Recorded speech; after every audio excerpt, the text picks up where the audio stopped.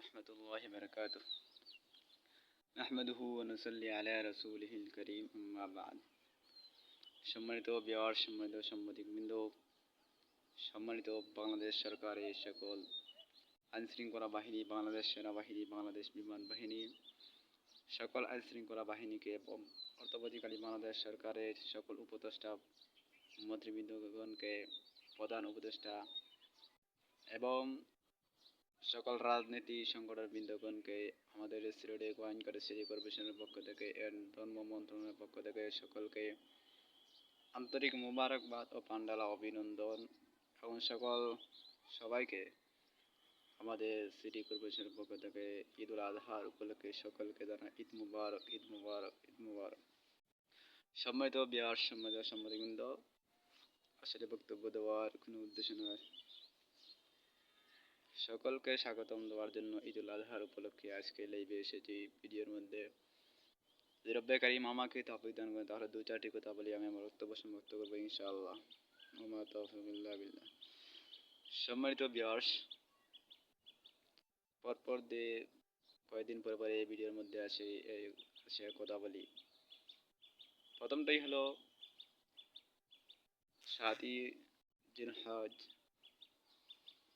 আমাদের ঈদুল আজহা, 10ই জিলহজ আমাদের দেশে ঈদুল আজহা।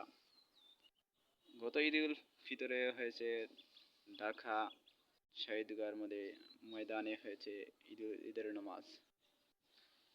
এবছর এর মাসেই যদি বৃষ্টি না হয় তাহলে ঈদগার মাঠে নামাজ আদায় করবেন মুসল্লিগণ।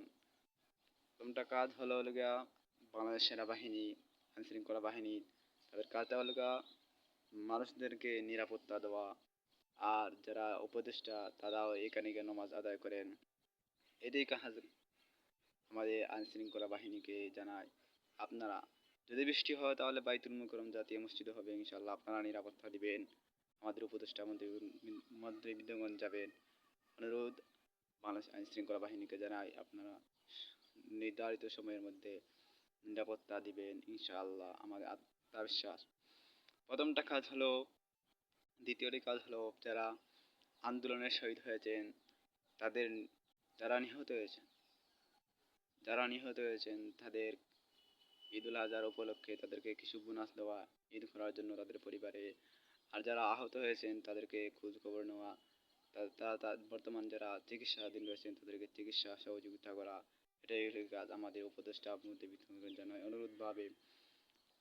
আরেকটি কাজ হলো, বক্তব্য দিলে কোনো সংক্ষিপ্ত আকারে আমি বক্তব্য সমাপ্ত করব। আরেকটি কাজ হলো যাদের জেলা বন্যা ভারী ঘর বেসে গেছে তাদের এলাকায় গিয়ে কিছু ত্রাণ বিতরণ করা, অসহায় মানুষদের পাশে দাঁড়ানো। এটাই হচ্ছে সরকারের কাজ। আর যেহেতু সামনে নির্বাচন, প্রধান উপদেষ্টা বলছেন জুনের মধ্যে নির্বাচন হবে ইনশাআল্লাহ। জুনের মধ্যে নির্বাচন যথাসময়ের মধ্যে অনুষ্ঠিত হবে ইনশাআল্লাহ। আমাদের প্রধান উপদেষ্টা সুষ্ঠুভাবে নির্বাচন পরিচালনা করবেন ইনশাআল্লাহ। সবাইকে আমি বক্তব্য দীর্ঘ করছি না।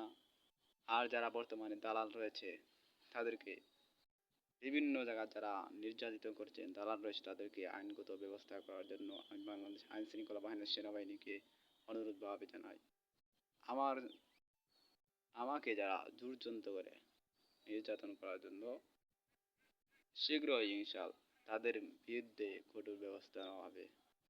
আগামী 2026-এর মধ্যে ঢাকার মধ্যে প্রবেশ করবো ইনশাআল্লাহ। মন্ত্রণালয়ের মধ্যে প্রথমটা কাজ হচ্ছে আমাদের গোয়েঙ্কাটা সিটি কর্পোরেশন, আমাদের হাওড় অঞ্চল। বর্তমানে সেখানে বন্যা হয়েছে, মানুষ অসহায়, বা বাড়িঘর থেকে বাইর হতে পারে নাই বৃষ্টি বন্যার কারণে, কিন্তু রাস্তাঘাট নেই।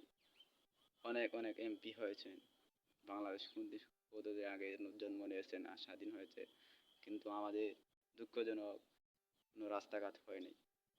আমাদের আত্মবিশ্বাস 2026-এর মধ্যে আমাদের গোয়েন্দাটা সিটি কর্পোরেশনের করার পরে আমাদের রাস্তাগুলো কাজে শুভ উদ্বোধন হবেন। নির্বাচন করে যারাই আসবেন ক্ষমতার মধ্যে তাদের সাথে আবার সহযোগিতা করব। আমাদের সিটির মাধ্যমে কাজ করার জন্য যদি জাতীয় তাহলে বিএনপি যদি আসেন বা অন্যান্য দল যদি রাজনৈতিক সংগঠন যদি ক্ষমতা আসে তাদের সাথে সহযোগিতা করব। আর জাতীয় মসজিদ বর্তমানে যে ধর্মমন্ত্রী হয় তার দায়িত্ব হলো গিয়া ওনার দায়িত্ব হলো গিয়া জাতীয় মসজিদের খতিব হওয়া। আর আমার হলো গিয়া দায়িত্ব আপনারা যারা সরকার হয়েছেন আগে শেখ হাসিনা সরকার যে সময় ছিল আমার দায়িত্ব হলো গিয়া জাতীয় মসজিদে হলো গিয়া খতিব ইমাম। ইনশাআল্লাহ আমিও যতটার মধ্যে সহযোগিতা করব আর মসজিদের মধ্যে খেদমত করার আঞ্জাম দেওয়ার চেষ্টা করব যদি রব্বে কারিম আমাকে তৌফিক দান করেন। বক্তব্য শেষ করেছি। সবাই ভালো থাকুন, সবাই সুস্থ থাকুন। আর বাংলাদেশ আইনশৃঙ্খলা বাহিনী, বাংলাদেশ বিমান বাহিনী, বাংলাদেশ সেনাবাহিনী আমার জন্য খোঁজ খবর নেবেন ইনশাআল্লাহ। আপনারা আমি আপনাদেরকে উপহার দিয়ে দিব যথাসময়ের মধ্যে। সবাই ভালো থাকুন, সবাই সুস্থ থাকুন। খুদা হাফেজ। ঈদ মুবারক। আসসালামু আলাইকুম।